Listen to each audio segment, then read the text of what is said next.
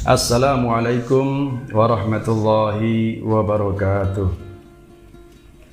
Alhamdulillahilladzi anzalal qur'ana hudan linnasi wa syifaan an kulli da'in.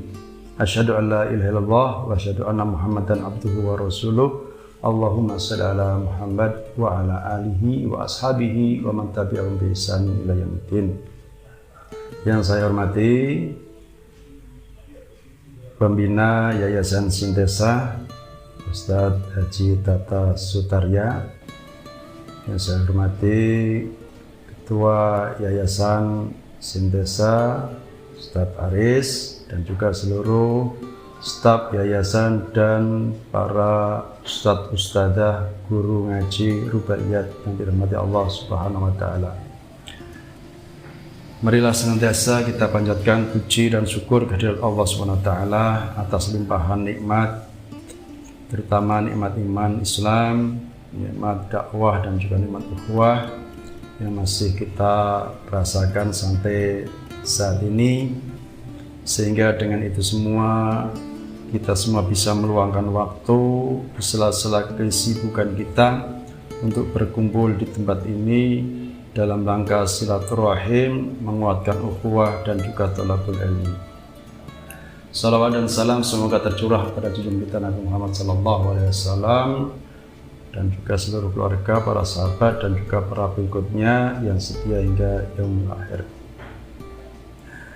Ustadz dan ustadzah yang dirahmati Allah SWT, sebagaimana diamanahkan pada saya untuk menyampaikan materi tentang ruqyah syar'iyyah. Ketika kita berbicara dengan ruqyah, maka sebenarnya kita sudah berbicara tentang solusi yang ditawarkan oleh Islam kepada kita. Artinya bahwa Islam mengakui bahwa dalam kehidupan manusia itu pasti ada problem-problem, yang problem itu harus diselesaikan dengan baik sesuai dengan arahan syar'i. Namun ketika kita melihat permasalahan yang terjadi di masyarakat, bahwa tidak semua permasalahan yang dihadapi oleh seorang itu diselesaikan dengan cara yang baik atau mendapatkan solusi yang baik. Hal ini bisa jadi karena kurangnya informasi atau kurangnya pengetahuan terkait dengan bagaimana cara menangani masalah sesuai dengan Islam. Di kalangan umat Islam sendiri ketika berbicara tentang ruqyah, di akhir-akhir ini mungkin sudah tidak asing lagi. Tapi ketika kita menengok beberapa waktu yang lalu, mungkin 20 tahun yang lalu, bahwa seakan-akan istilah ruqyah itu enggak ada. Yang ada hanyalah praktek-praktek kahanah atau perdukunan-perdukunan. Ketika ada orang terkena penyakit yang diobati secara medis tidak kunjung sembuh, atau menurut mereka itu mengalami keanehan, maka langsung saja melakukan praktek-praktek syirkiyah atau kesyirikan, yang mana itu tidak terdapat atau tidak ada arahan sama sekali dalam kitabullah dan juga sunnah Rasul. Nah, ini sangat disayangkan karena pelaku-pelaku itu semua adalah orang Islam juga. Nah, hal ini terjadi karena sekali lagi karena kurangnya informasi. Nah, sehingga di saat ini kita patut bersyukur bahwa kajian-kajian tentang alam gaib secara Islami menurut Islam itu sudah banyak, termasuk bahasnya ruqyah syar'iyyah. Karena sebenarnya kalau kita melihat secara umum, masih banyak masyarakat itu yang pemahamannya terhadap hal yang gaib ini tidak pas. Ada yang pertama, orang yang hulu atau berlebihan dalam memahami yang gaib, sehingga segala sesuatu dikaitkan dengan gaib dan menerangkan yang gaib itu seakan-akan sesuatu yang mereka bisa melihatnya secara nyata, secara detail, meskipun itu sebenarnya tidak ada keterangan dari kitab maupun as-sunnah, sehingga mereka menerangkan sesuatu yang sebenarnya mereka sendiri tidak tahu persis, tapi banyak diantaranya adalah dengan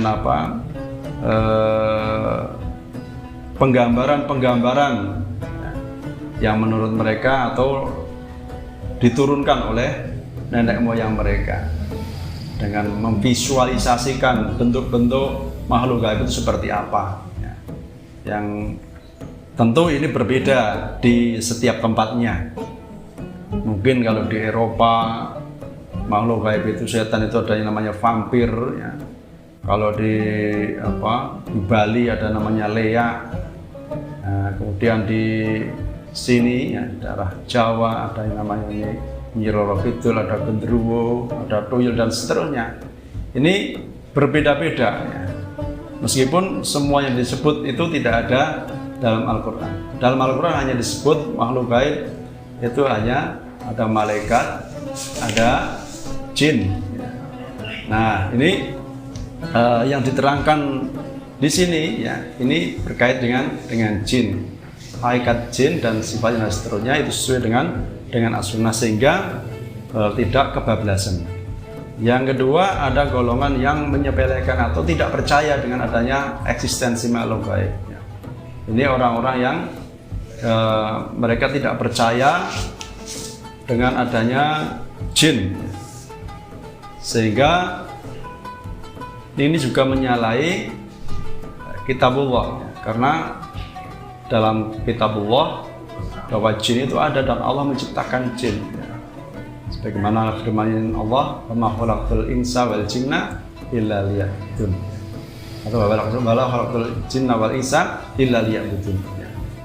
Ini menunjukkan bahwa Allah telah menciptakan jin dan manusia.